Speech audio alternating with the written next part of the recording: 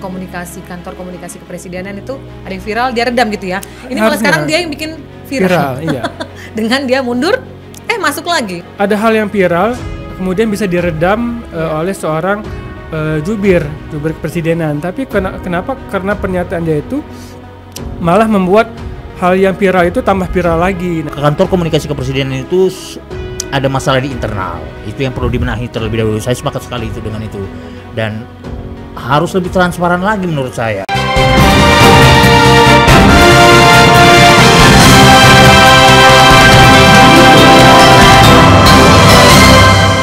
Jubir bukan sekadar loyalis. Kantor Komunikasi Kepresidenan atau Presidential Communication Office atau PCO memegang peranan penting dalam sistem pemerintahan modern. Sebagai corong resmi istana, lembaga ini bukan sekadar alat komunikasi satu arah, melainkan penghubung strategis antara pemerintah dan publik. Kepala PCO sebagai wajah institusi tersebut semestinya tampil sebagai pribadi yang tidak hanya loyal, tetapi juga profesional, kompeten, dan sensitif terhadap dinamika sosial politik. Sayangnya, episode pengunduran diri Hasan Nasbi yang berujung pada pembatalan kembali ke jabatan semula mengaburkan nilai-nilai tersebut dan menimbulkan pertanyaan serius mengenai pemahaman posisi juru bicara atau jubir dalam konteks kenegaraan. Sebagaimana diketahui publik, Hasan Nasbi sempat menyatakan mengundurkan diri dari jabatan Kepala PCO pada 21 April 2025. Ia menyampaikan bahwa pengunduran dirinya adalah keputusan matang, bukan karena tekanan emosional atau paksaan, tetapi atas dasar kesadaran akan batas-batas kemampuannya dalam menyelesaikan persoalan yang dihadapinya selama menjabat. Bahkan ia menyebut bahwa sudah saatnya menepi dari lapangan dan memberikan ruang bagi sosok lain yang lebih layak untuk melanjutkan estafet komunikasi pemerintah. Namun, hanya berselang sepekan, Hasan menarik kembali keputusannya dan menyatakan siap kembali memimpin PCO setelah diminta oleh Presiden Prabowo melalui Menteri Sekretaris Negara dan Sekretaris Kabinet. Dalam keterangannya kepada media, ia menekankan bahwa dirinya loyal kepada Presiden dan karena itu siap melaksanakan perintah untuk melanjutkan tugas yang sebelumnya ditinggalkan. Peristiwa ini patut dikritisi. Loyalitas kepada pemimpin tentu merupakan hal baik. Namun dalam jabatan publik, loyalitas harus tunduk pada etika jabatan dan profesionalisme. Kepala PCO bukan sekadar perpanjangan lidah presiden, tetapi merupakan penyaring pesan dan pengelola persepsi publik. Ketika sosok yang memegang posisi ini justru terlibat dalam kontroversi, seperti dalam kasus pengiriman kepala babi ke kantor redaksi Tempo yang ditanggapi Hasan secara sarkastik dengan menyarankan agar dimasak saja, maka hal ini menunjukkan ketidaksiapan dan ketidakpekaan terhadap krisis komunikasi yang serius. Respons semacam itu bukan hanya tidak etis, tetapi juga mencederai prinsip kebebasan pers dan memperburuk citra pemerintah dalam hal penanganan isu-isu sensitif. Padahal, keberadaan seorang juru bicara atau jubir idealnya menjadi jembatan antara istana dan publik, bukan malah menjadi sumber kegaduhan atau blunder komunikasi. Kembalinya Hasan ke posisi kepala PCO tanpa penjelasan transparan kepada publik juga menjadi presiden buruk bagi semangat akuntabilitas. Jika pengunduran diri sebelumnya dilandasi alasan prinsipil bahwa ada hal-hal yang tidak mampu ia perbaiki dari dalam sistem, maka kembalinya ia ke jabatan semula tanpa perubahan sistemik menandakan bahwa yang diutamakan bukan pembenahan komunikasi, melainkan pelanggengan loyalitas. Presiden Prabowo Subianto sendiri dalam beberapa kesempatan mengakui bahwa komunikasi pemerintahannya masih jauh dari kata baik. Ini pengakuan penting yang seharusnya menjadi momentum perbaikan menyeluruh. Namun, ketika penyelesaiannya justru mengembalikan figur yang sebelumnya gagal menjawab tantangan komunikasi tersebut, publik tentu berhak mempertanyakan keseriusan komitmen reformasi komunikasi yang dijanjikan. Kepala PCO harus lebih dari sekadar orang dekat presiden. Ia merupakan penjaga narasi pemerintahan, pengendali opini publik, sekaligus penyambung pesan negara dalam wajah yang jernih dan terpercaya. Di era digital, Di mana opini berkembang cepat dan persepsi bisa membentuk realitas politik, juru bicara pemerintah harus memiliki sensitivitas tinggi, integritas tanpa kompromi, dan kemampuan berkomunikasi yang terukur. Sudah saatnya pemerintah memandang posisi juru bicara sebagai jabatan strategis, bukan jabatan politis semata. Loyalitas, meski penting, tidak bisa menggantikan kompetensi. Apalagi ketika loyalitas itu membungkam kritik, mengaburkan tanggung jawab, atau bahkan menghambat perbaikan struktural yang lebih luas. Pemerintahan yang ingin membangun kepercayaan publik harus dimulai dari komunikasi yang terbuka, akuntabel, dan cerdas. Maka siapapun yang menjabat sebagai kepala PCO harus paham benar bahwa ia bukan sekadar pembawa pesan, tetapi juga penjaga makna dari pesan itu sendiri. Ia adalah etalase presiden, dan etalase yang buram hanya akan membuat rakyat kehilangan kejelasan wajah pemerintah yang sebenarnya. Berita teraktual, terpercaya, dan terlengkap di Lampung.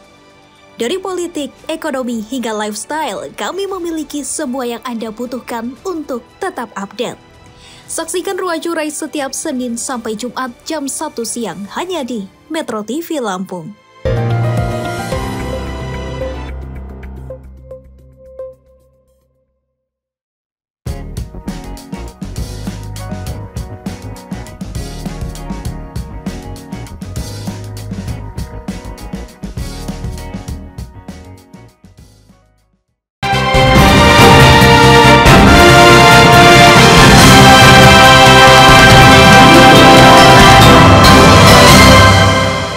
Sahabat Lampung Pos, bagaimana kabar Anda? Kembali berjumpa dengan kami dalam podcast Bedah Tajuk Lampung Pos. Sebelum kita memulai membahas tentang isu-isu terkini, ada baiknya Anda berlangganan Lampung Pos ID untuk mendapatkan berita lebih berkedalaman dan lebih lengkap. Update terus informasi kalian dengan subscribe dan aktifkan nada loncengnya. Teman-teman juga bisa memberikan komentar pada kolom komentar untuk memberikan masukan untuk tayangan kami selanjutnya. Ya, dan sebelum kita berbincang lebih jauh mengenai topik hari ini, ada baiknya Anda menyaksikan terlebih dahulu video editorial berikut ini. Sahabat Lampung Pos, kali ini kita akan membahas tentang jubir bukan sekedar loyalis.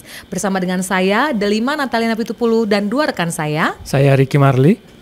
Dan saya Wandi Barboy Silaban.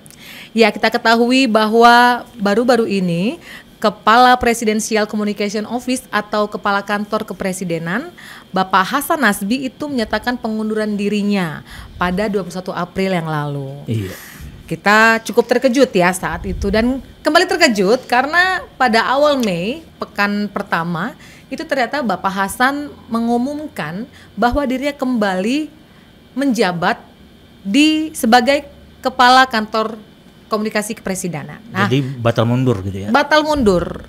Ini bagaimana teman-teman melihat posisi yang cukup sangat strategis ya, Kepala Presidential Communication Office itu kan pihak yang paling berperan dalam mengomunikasikan semua kebijakan-kebijakan presiden. Iya, benar. Kalau sang kepala maju mundur, kira-kira apa nih yang ditangkap oleh masyarakat tentang fenomena ini? Nah, ini aneh ya Kak Del ya. Ketika dia mengundurkan diri itu kan katanya tidak ada paksaan atas keinginan dia sendiri. Iya, benar, tapi benar. Kok kemudian dia sepekan kemudian kalau tidak salah dia kembali lagi. Dan alasannya saya diminta oleh Pak Presiden, kemudian jadi karena itu dia sebagai loyalitas untuk membantu presiden lagi gitu. Nah, kok bisa seperti ini gitu? Apakah seorang juru bicara kepresidenan ketika dia berbicara loyalis lah, oke lah ya. Tapi kalau misalnya dia tidak ada kemampuan atau misalnya dia belum mampu untuk mengkomunikasikan tentang kepresidenan, apakah itu akan berlanjut untuk seterusnya gitu? Kenapa saya bilang seperti itu? Karena Kak Boy atau Kak Dirma juga tahu ada hal yang cukup viral ketika kemarin komentar Pak Hasan Nasbi itu ada yang seolah-olah sarkastis ya ketika mengomentari ada teror babi di kantor Tempo. Nah, jadi pernyataan itu kata dia ya dimasak saja gitu. Nah, itu kan menurut saya hal yang tidak kompeten dijabat oleh seorang juru bicara. Harusnya kan juru bicara itu kan gimana ya? Ada hal yang viral kemudian bisa diredam oleh seorang jubir kepresidenan. Tapi kenapa? Karena pernyataan dia itu malah membuat hal yang viral itu tambah viral lagi. Nah, ini kan ya hal yang terbalik menurut saya. Jadi ketika itu loyalis, tapi kalau misalnya dia kemampuannya kurang tepat atau belum mampu ya bisa dipertanyakan. Harusnya gitu. Yang tadi Kak Riki bilang harusnya dia sebagai kepala komunikasi kantor komunikasi kepresidenan itu ada yang viral dia redam gitu ya. Ini malah sekarang dia yang bikin viral iya. Dengan dia mundur, masuk lagi, mundur masuk lagi. Ini bagaimana nih?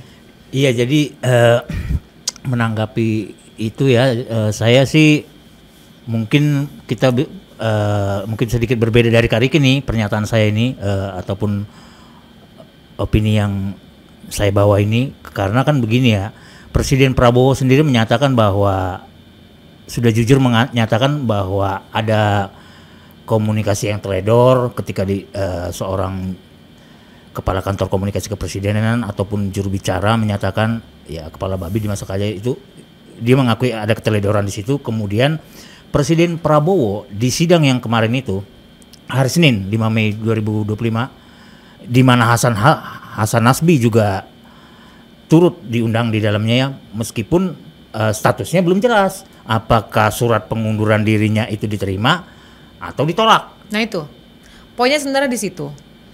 Kita sebagai karyawan saja di satu perusahaan ya, perusahaan biasa, bukan perusahaan negara yang memang dituntut sangat profesional kepada publik gitu ya.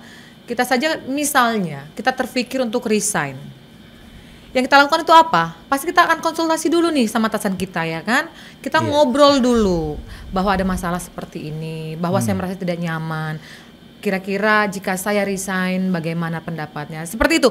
Jadi sebelum mengumumkan keluar bahwa dia mengundurkan diri atau resign, ya seharusnya dia sudah melakukan komunikasi yang efektif dengan atasannya dulu.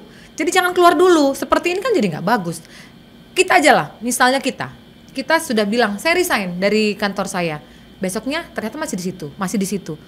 Orang yang mendengar itu, yang menangkap itu, ini orang galau ya. Ini orang nggak matang ya dalam berpikir. Padahal Bapak Hasan Nasbi bilang ini adalah keputusan yang matang. Sangat matang. Ya. Ini bukan keputusan yang emosional katanya.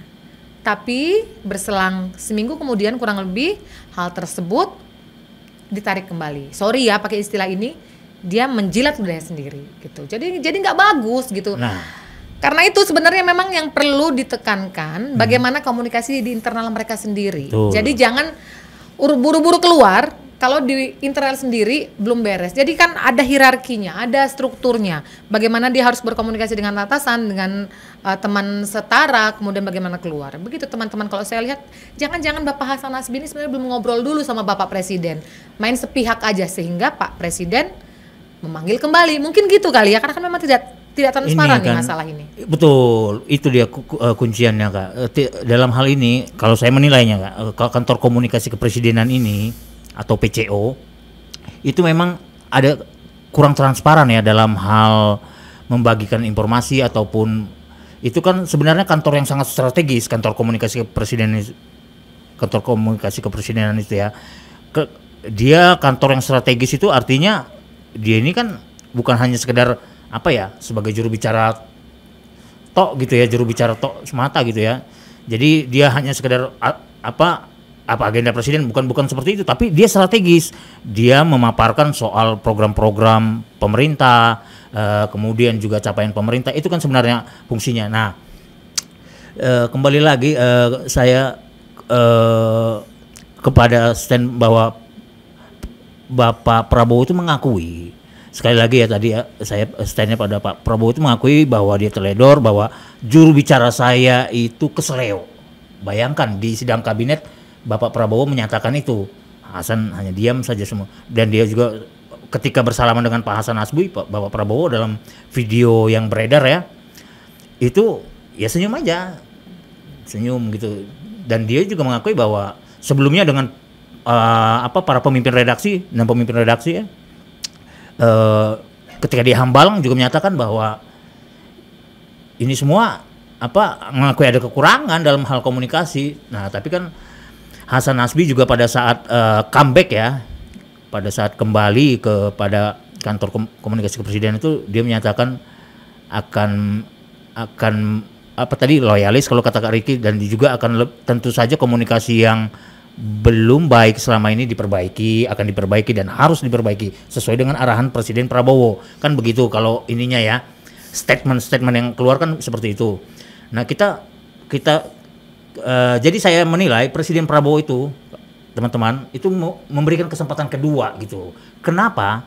Karena bagaimanapun kantor komunikasi kepresidenan itu adalah instansi yang baru, lembaga negara yang baru. Itu didirikan di masa Pak Jokowi, makanya Hasan Nasbi dilantik pada saat Pak Jokowi, di masa akhir Pak Jokowi. Itu ininya ya, gambarannya. Nah, kenapa diberikan kesempatan kedua? Tapi itu agar saya yakin Presiden Prabowo itu memiliki track record seorang Hasan Nasbi gitu ya, sudah mengetahui gitu ya seperti apa track recordnya. Kalau kita lihat bagaimana kemenangan Pak Jokowi, kalau mau melihat rekam jejaknya Bapak Hasan Nasbi ya, seorang konsultan politik Kak. Jadi memang benar-benar orang yang punya rekam jejak yang tinggi gitu dalam hal berpolitik ya. Ketika Pak Jokowi menjabat Gubernur DKI Jakarta, dia memenangkan pertarungan itu. Tapi sayangnya tidak semua politikus atau orang yang punya rekam jejak baik dalam politik itu punya kemampuan komunikasi yang baik. Nah, untuk kantor yang satu ini, itu yang paling utama adalah kemampuan dalam berkomunikasi menurut saya ya.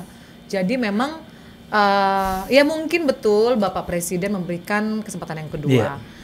Tapi ya itu lagi-lagi sebenarnya tidak perlu ada kesempatan kedua. Sebenarnya jika memang ada masalah seperti tadi saya katakan ya diselesaikan di dalam dulu, jangan cepat-cepat keluar gitu. Jadi jangan kayak ABG yang labil, galau, ngomong saya begini, terus besoknya saya kesini lagi. Iya benar-benar.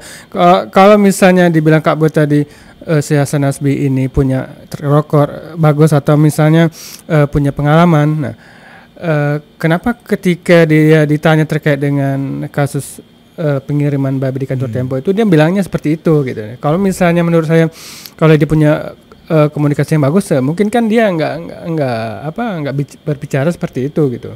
Nah itulah tantangan yang harus dihadapi oleh seorang jubir presiden ya. Ini jubir presiden loh, bukan jubir siapa-siapa lagi. Nah, dan menurut saya juga kurang sepaham kalau misalnya di backingi dengan loyalis ya, loyalis dari Pak Presiden kita sekarang gitu.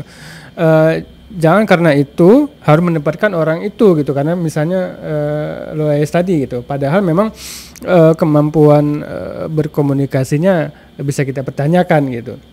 Nah, menurut saya ya mau tidak mau seorang jubir itu harus punya komunikasi massa yang bagus untuk meredam isu-isu yang viral di luar sana gitu. Dan saya juga setuju kalau misalnya seorang jubir itu ada latar belakang jurnalisnya gitu, atau memang dia kayak mengerti gitu ya? Mungkin beliau ada latar belakang jurnalis. Iya, cuman kan kenapa kok dia pernyataan tentang Tempo itu seperti itu yang jadi pertanyaan dari kita gitu. Nah, ini yang mungkin jadi PR kita, bagaimana menciptakan seorang jubir yang berkompeten gitu. Kalau mungkin teman-teman bisa lihat jubir KPK. Nah, saya sangat berpandangan bagus terkait dengan jubir KPK ini. Itu saya tahu katanya itu memang ada ada kriteria khusus untuk menjadi seorang jubir KPK. Nah, dan katanya ekspresinya datar atau biasa saja ketika memang ada hal-hal yang menurut kita wah gitu. Tapi menurut mereka dengan mimik wajah yang biasa saja. Nah, itu yang mungkin harus dilihat oleh pemerintah, termasuk juga untuk jubir kita sekarang gitu.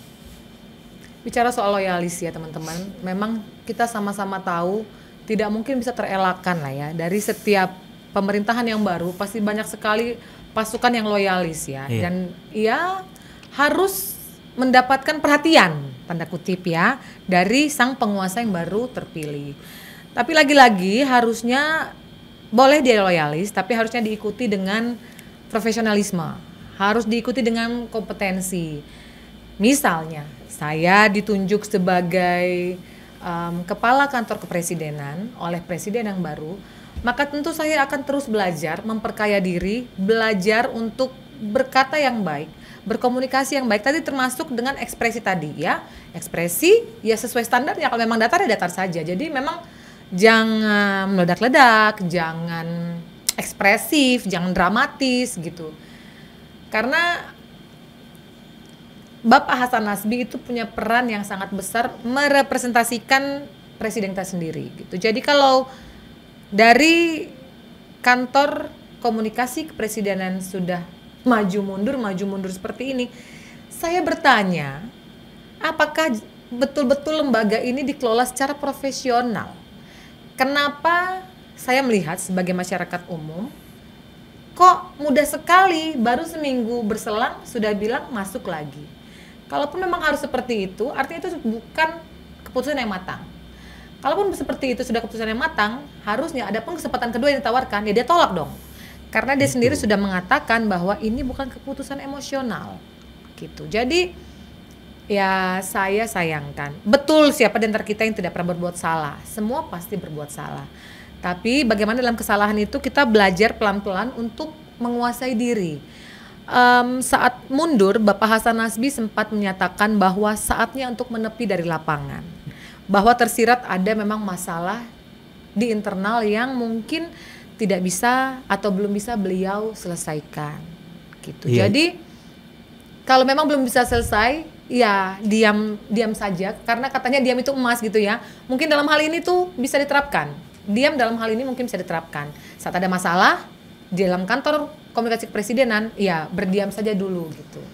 Mau menepilah, tapi jangan ngomong-ngomong menepinya. Menepilah dari lapangan seperti yang dikatakan, sambil melihat kembali lapangannya seperti apa, menyelesaikan masalah yang ada di lapangan tersebut. Menurut saya itu poinnya sebenarnya. Benar, saya sepakat sih soal itu. Tapi kan yang saya mau coba lihat, mari kita coba membayangkan seperti apa kondisi yang namanya kantor komunikasi kepresidenan itu gitu ya. Ini sebuah lembaga baru, artinya memang harus diakui ya, kalau kita mau kilas balik lagi nih, flashback lagi nih, kilas balik sejarah, sebenarnya pengertian juru bicara presiden itu juga belum selesai juga sejak era reformasi sampai sekarang. Itu kalau mau kita bedah nih, kita bedah lebih jauh, itu belum selesai juga. Karena kenapa belum selesai juga saya katakan seperti itu? Dalam artian begini, yang namanya juru bicara presiden, pembawa suara presiden itu kan jelas adalah aspirasi suara presiden, tapi itu kan bagaimana si presidennya itu kan ya, bagaimana perintah presiden, bagaimana aturan dari presiden, seperti itu seorang juru bicara. Kita lihat bagaimana juru bicara presiden Gus Dur, Wimar Witular, itu kan Adi Masardi, sebelumnya juga juru bicara presiden SBY ada Andi Malaranggeng, Julian Aldrin Pasal kan, Dino Patijala untuk luar negeri. Kemudian juru bicara presiden Jokowi, Fajrul Rahman. Itu konteks itu kalau kita mau lihat bedah soal juru bicara ya, itu nggak pernah jelas. Nah, apalagi ini ya, kembali lagi Uda Hasan ini kan orang Awak ini ya, orang Minang. Uda Hasan ini kan orang yang baru ya, orang yang baru dalam jajaran pemerintahan gitu ya, seorang konsultan politik, bahkan katakanlah termasuk pemikir, karena beliau orang yang sangat memahami seorang tokoh nasional, pahlawan nasional, Bapak Republik yang dilupakan, Tan Malaka. Bapak Hasan Nasbi ini bukunya ada tentang Tan Malaka, jadi dari situ terlihat gitu ya bahwa beliau seorang pemikir juga. Nah, lanjut ke situ. Jadi banyak hal saya kira yang kenapa Presiden Prabowo tidak dalam hal ini ya menyatakan menerima kah, menolak kah soal itu, karena Presiden masih menimbang, masih mempelajari. Setelah ditimbang dipelajari, ya udahlah, Hasan tetap aja kerja. Kan seperti itu kira-kira gambarannya. Udah, Hasan lanjut aja kerjanya. Dan itu pula yang disampaikan Hasan dalam statementnya. Presiden Prabowo ingin agar saya lanjut memimpin PCO ini. Kan begitu. Jadi memang saya kira memang ya harus diakui, tapi saya sepakat soal bahwa sebenarnya kantor komunikasi kepresidenan itu ada masalah di internal. Itu yang perlu dibenahi terlebih dahulu. Saya sepakat sekali itu dengan itu. Dan harus lebih transparan lagi menurut saya. Kalau ada kebijakan yang kurang baik di antara lintas menteri, itu bisa saling koordinasi satu sama lain. Karena kan ini ada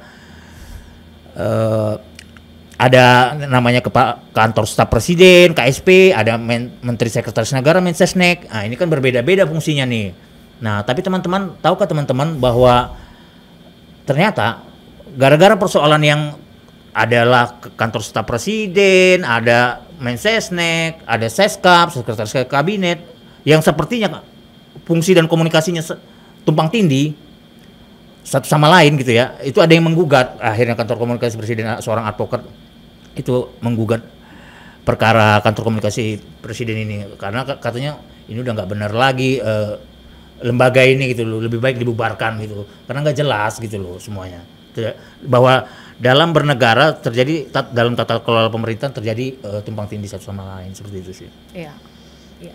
Kita doakan semoga kantor komunikasi kepresidenan bisa lebih matang, profesional, dan jangan reaktif ya.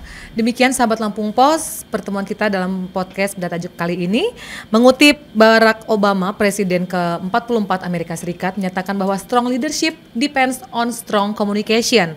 Jadi pemerintahan yang kuat itu bergantung pada komunikasi yang kuat pula. Semoga kantor presiden kita semakin baik dengan komunikasi yang semakin kuat. Kami pamit undur diri, sampai jumpa.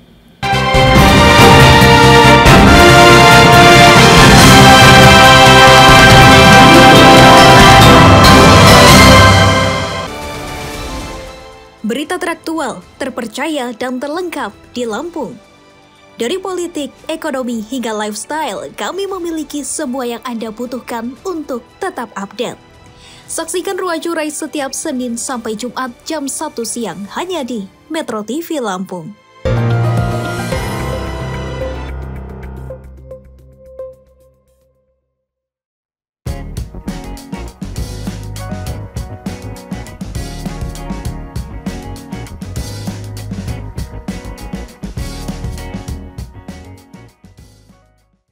Lampung Pos berdiri dari tahun 1974. Telah menjadi sumber informasi terpercaya bagi masyarakat Lampung selama lebih dari 4 dekade. Berawal dari surat kabar cetak, Lampung Pos terus beradaptasi dengan perkembangan zaman. Menyongsong era digital 5.0, Lampung Pos terus berbenah diri untuk tetap relevan. Dengan adanya platform digital, Lampung Pos menyajikan informasi yang akurat, objektif, dan berimbang, serta memperluas jangkauan pembaca. Lampung Pos dapat diakses melalui sosial media, laman Facebook, Instagram, dan TikTok. Lampung Pos memiliki One Click, koran cetak dan digital, Metro TV Lampung, Radio Science 100 FM, Lampos Event Organizer, dan Lampos Publishing. Lampung Pos, jendela informasi Lampung. Menuju era digital 5.0, Lampung Pos berkomitmen untuk menyajikan informasi yang akurat, objektif, dan berimbang, serta membangun platform diskusi dan interaksi yang bermanfaat bagi masyarakat.